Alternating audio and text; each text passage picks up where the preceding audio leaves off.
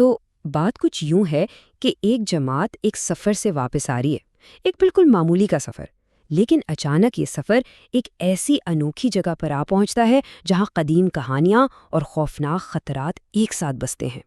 سوال یہ ہے کہ ایک کنواں اور اس میں بسے ہوئے 20,000 جنات، آخر کون ہوگا جس میں اتنی ہمت ہو کہ ان کا سامنا کر سکے؟ آئیے اس عظیم ہمت اور جرأت کی داستان میں غوطہ لگاتے ہیں۔ تو اس کہانی کا آغاز ہوتا ہے ایک وادی سے، ایک ایسی وادی جس کی تاریخ کہہ سکتے ہیں کہ اندھیروں میں ڈوبی ہوئی ہے۔ جگہ کا نام تھا وادی الارجا، اور وہاں تھا ایک کنواں جس کی گہرائیوں میں ایک بہت ہی بھیانک راز دفن تھا۔ دیکھیے، یہ کوئی معمولی کنواں نہیں تھا، بالکل نہیں۔ 1000 سال سے یہ ان سرکش جنات کا قلعہ بنا ہوا تھا جنہوں نے حضرت سلیمان علیہ السلام کے خلاف بغاوت کی تھی، اور صرف بغاوت نہیں، انہوں نے قسم کھائی تھی کہ وہ ہمیشہ اللہ اور اس کے رسول کی نافرمانی کریں گے۔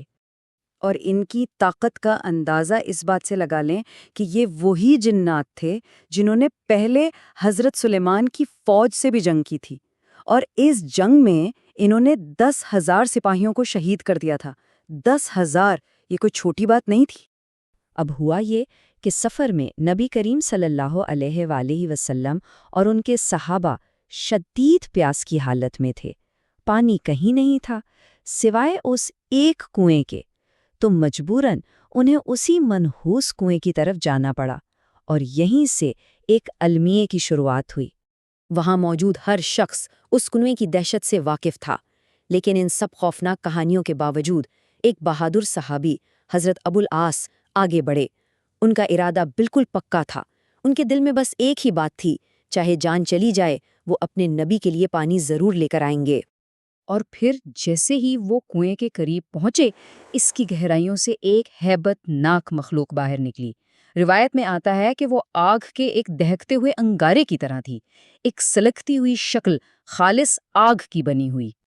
اور اس جن نے اپنی طاقت کے ایک وحشیانہ مظاہرے میں اس بہادر صحابی کو شہید کر دیا۔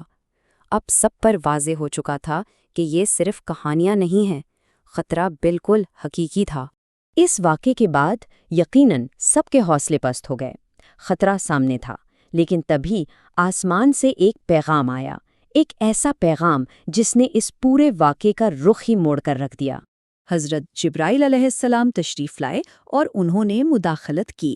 انہوں نے نبی کریم صلی اللہ علیہ وآلہ وسلم کو مشورہ دیا کہ اب کسی اور کو نہ بھیجا جائے، کیونکہ یہ کام صرف اور صرف ایک ہی شخص کر سکتا ہے۔ ان کے سوا کوئی اور گیا تو جنات اسے بھی قتل کر دیں گے، اور وہ شخصیت ہیں علی۔ یہاں ایک بہت اہم نکتہ ہے۔ حضرت علی کا لقب شیر خدا یعنی اللہ کا شیر یہ صرف ایک نام نہیں تھا، نہیں، یہ ان کی شخصیت کا، ان کی قسمت کا آئینہ تھا۔ انہیں یہ لقب ایسے ہی موقعوں کے لیے ملا تھا۔ تو اب مقابلے کا وقت آ گیا ہے، چلیے دیکھتے ہیں کہ آگے کیا ہوتا ہے، کیونکہ حضرت علی وہاں صرف اپنی طاقت کے زور پر نہیں پہنچے، وہ اپنے ساتھ ایک واضح اور انصاف پر مبنی پیغام بھی لائے تھے۔ جنات کا سردار جب سامنے آیا تو اس نے حضرت علی کا استقبال ایک دھمکی سے کیا۔ وہ اپنی تازہ فتح کے نشے میں چور تھا اور کہنے لگا، اس بار میں تم سب کو پہلے سے بھی زیادہ بے رحمی سے قتل کروں گا اور اس دنیا سے تمہارا نام و نشان مٹا دوں گا۔ لیکن سامنے شیر خدا تھے۔ انہوں نے اس دھمکی کا جواب خوف سے نہیں بلکہ 3 واضح اور آخری راستوں کی پیشکش سے دیا۔ 3 آپشنز۔ فیصلہ اب جنات کو کرنا تھا۔ جب جنات نے امن کی ہر پیشکش کو ٹھکرا دیا تو پھر جنگ کے سوا کوئی راستہ نہ بچا، اور اس ناگزیر ٹکراؤ کا آغاز اس پہلے جن سے ہوا جو کنویں پر پہرا دے رہا تھا۔ حضرت علی نے اپنی تلوار ذوالفقار کے ایک ہی وار سے اس پہلے جن کا کام تمام کر دیا۔ مقابلہ فوری تھا، لیکن یہ تو صرف شروعات تھی۔ اس نے نیچے موجود پورے لشکر کو للکار دیا تھا۔ نیچے کنویں میں موجود جنات نے جب پانی نکالنے سے صاف انکار کر دیا تو شیر خدا نے ایک رسی اپنی کمر سے باندھی اور ان کے اس زیر زمین قلعے میں کود گئے۔ وہ خود ان کی گہرائیوں میں اتر گئے۔ اب ذرا اس جنگ کے پیمانے کا تصور کیجیے، یہ سب سے حیران کن بات ہے۔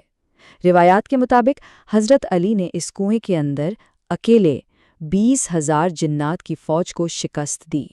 اکیلے 20,000۔ لیکن یہ جنگ صرف جنات کی شکست پر ختم نہیں ہوئی، نہیں، اس کا انجام ایک مکمل تبدیلی پر ہوا، ایک بالکل نیا آغاز۔ جو جنات بچ گئے تھے انہوں نے ہتھیار ڈال دیے اور اسلام قبول کر لیا، اور ان کا سردار جس کا نام کوگان تھا اس کو حضرت علی نے ایک نیا نام دیا، جعفر، اور اس کے ساتھ ہی اسے ایک نیا اور نیک مقصد بھی عطا کیا۔ اب اس کی ذمہ داری اپنی قوم کو سیدھے راستے پر لانا تھی۔ تو یہ جو پوری کہانی ہے یہ واقعی ناقابل یقین ہے، اور اس میں سے ہمیں ایمان، ہمت اور اصلاح کے کئی زبردست اسباق ملتے ہیں۔ اور آخر میں یہ واقعہ ایک بات بالکل صاف کر دیتا ہے کہ جب سچی ہمت اور پختہ ایمان ایک ساتھ مل جاتے ہیں تو وہ ایک ایسی طاقت بن جاتے ہیں جسے کوئی شکست نہیں دے سکتا۔